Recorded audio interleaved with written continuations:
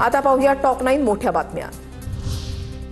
नागपूर महापालिकेमध्ये भाजपच्या गटनेतेपदी नरेंद्र बोरकर यांची निवड होताच आज भाजपनं शहरातील सर्व 102 नगरसेवकांकडून हमीपत्र लिहून घेतलं। पक्षविरोधी कारवाई, अनुचित वर्तन किंवा शिस्तभंग आढळल्यास तातडीची कारवाई करता येण्यासाठी भाजपने हमीपत्र लिहून घेतलं। सिंधुदुर्गच्या कुडाळमध्ये ठाकरेंच्या शिवसेनेला मोठा धक्का। ठाकरेंच्या सरपंचांसह शेकडो कार्यकर्ते शिंदेंच्या शिवसेनेत, निलेश राणेंच्या उपस्थितीमध्ये पक्षप्रवेश। रोहित शेट्टीच्या घरावर गोळीबार करणाऱ्या 4 आरोपींना जुहू पोलिसांनी घेतलं ताब्यात। पुण्यातून आरोपींना ताब्यात घेतलं। मुंबईतील शेट्टी इमारतीबाहेर 4 राऊंड फायर केल्याची माहिती। आमदार रोहित पवारांकडून पिंकी माळींच्या कुटुंबियांची सांत्वनपर भेट। पिंकी माळींच्या भावाला नोकरी देण्याची घेतली जबाबदारी। अजित पवारांसोबत क्रू मेंबर पिंकी माळींचाही विमान अपघातामध्ये मृत्यू। राज्याच्या तिजोरीमध्ये खडखडाट झालेला आहे। अनेक विकास कामं बंद झालेली आहेत। राज्य बंद पडण्याच्या मार्गावर, उत्तम जानकरांचा दावा। अयोध्येमधील मंदिर बांधकाम 30 एप्रिलपर्यंत पूर्ण होणार। बांधकाम समितीचे अध्यक्ष नृपेंद्र मिश्र यांची अपेक्षा। प्रकल्पाचा एकूण खर्च सुमारे 1900 कोटी रुपये असल्याचा अंदाज। पोलीस महानिरीक्षक होण्यासाठी 2 वर्ष केंद्राच्या सेवेमध्ये राहावं लागणार। 2011 पासूनच्या IPS अधिकाऱ्यांसाठी सरकारचा महत्त्वाचा निर्णय। केंद्रीय गृह मंत्रालयाकडून आदेश जारी। 2010 मध्ये आचारसंहिता भंग प्रकरणी MIMचे प्रमुख असदुद्दीन ओवैसींची निर्दोष मुक्तता। नांदेड जिल्हा सत्र न्यायालयाचा निर्णय।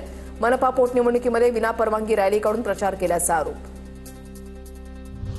जळगावच्या सराफा बाजारामध्ये 2 दिवसांच्या घसरणीनंतर सोन्याच्या दरामध्ये 6000ची वाढ। सोनं जीएसटीसह प्रतितोळा 1,67,890 रुपयांवर, तर चांदीचे दर 10,000 घसरून जीएसटीसह प्रति किलो 3,790,000.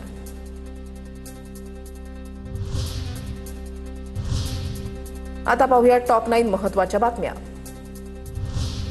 नाशिकच्या कुंभमेळ्यामध्ये खऱ्या साधूंच्या गळ्यामध्ये ओळखपत्र दिसणार। कुंभमेळ्यामध्ये घुसखोरी करणाऱ्या बनावट साधूंना रोखण्यासाठी उपाययोजना। त्र्यंबकेश्वरमधल्या 10 आखाड्यांच्या बैठकीमध्ये निर्णय। अकोल्यामध्ये 11 फेब्रुवारीला धनगर समाजाची उच्चस्तरीय बैठक आणि मेळावा। आरक्षणाच्या लढ्याची पुढची दिशा ठरवण्यासाठी बैठक। आरक्षणाच्या प्रश्नाची दाहकता सरकारला समजण्यासाठी आगामी निवडणुकीमध्ये सरकारविरोधात मतदान करा, धनगर आंदोलक दीपक बोराडेंचं आवाहन। गोंदियाच्या देवरीमध्ये सकल हिंदू समाजाची भव्य रॅली। मुस्लिम बांधवांकडून फुलांची उधळण करत स्वागत। जामा मस्जिद समोर हिंदू मुस्लिम ऐक्याचं दर्शन।